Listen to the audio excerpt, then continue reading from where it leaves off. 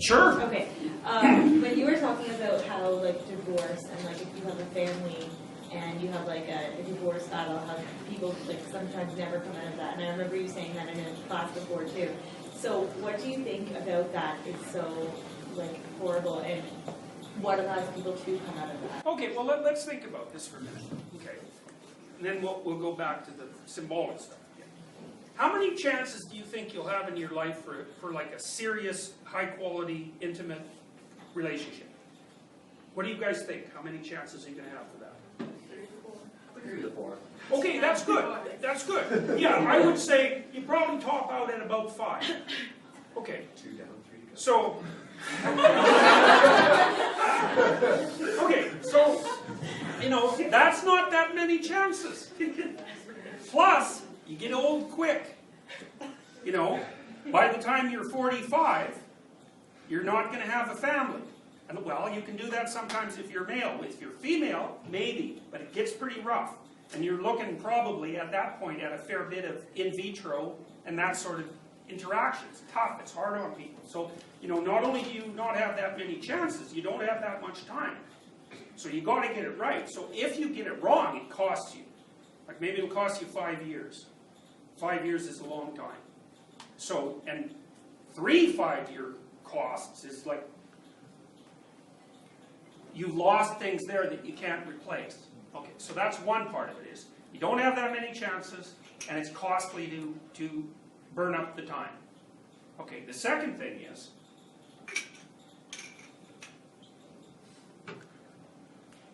a divorce is very complicated. Like, it's not so bad if you get divorced to someone who's reasonable. But often the reason that you're getting divorced is that one or the other or both of you aren't that reasonable. And what that might mean is that you might be negotiating with someone whose basic goal is to make sure that you don't have another day of success in the next 20 years. And if that's their goal, they will attain it. So, and there's lots of ways people do that, and they usually do it by holding their children hostage. And people will definitely do that. They do it all the time, you know. So, you want to avoid that. And then, you know, then of course it's hard on the relationship you have with your children. And like those are probably the most important relationships you have in your life. You know, it's like, might be parents, might be siblings, might be your partner, might be your kids. But I think when it comes right down to it, your parents are old, and so are you, but your kids aren't. And they're just as close. Plus they need you. And so you start twisting and messing that about, boy, it's hard on your psyche. It's hard on the kids too. So, you know. So then I'm just thinking about that and what you said about how that's a cost. If you mess it up, and that's like a 5-year cost, that's it costs you, right? Oh, and it might be a 15-year cost if you're in a custody battle, and it would cost you $250,000. Right. Or let's more. say, yeah, but like, is it then, would you say, like being a psychologist, that it's better for people to like pursue a relationship that's like not good, to continue to do that and possibly incur further costs than it is to just cut it off? Because it would divorce. It's a complicated question. What I would say is, don't make the kind of mistakes that get you into such a stupid relationship to begin with. Okay, because that's the answer to that question. And the way you do that is by trying not to delude yourself any more than is absolutely necessary. And that means when you're in the damn relationship, tell the person the truth and try to figure out what the truth is for you. And don't put up with any nonsense and stand up for yourself. And also aim towards the good. You know, if you do all those things, then your relationship is probably going to work. If you're trying to do all those things, really, and you have a partner that will not do that, then leave. But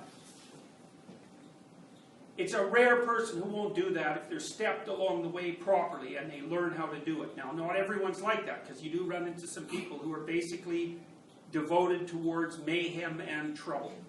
You know, but usually, you know, a person is a balance of striving for the good and, you know, messing about in the hell. And, you know, you're both like that when you start a relationship and you try to tilt it towards the good. And then you won't run into that problem. So, but you have to do that right from the beginning of the relationship, you know. It doesn't take that much to corrupt a relationship so that it's not really salvageable. Enough mistakes, 3 or 4 acts of infidelity, you're done.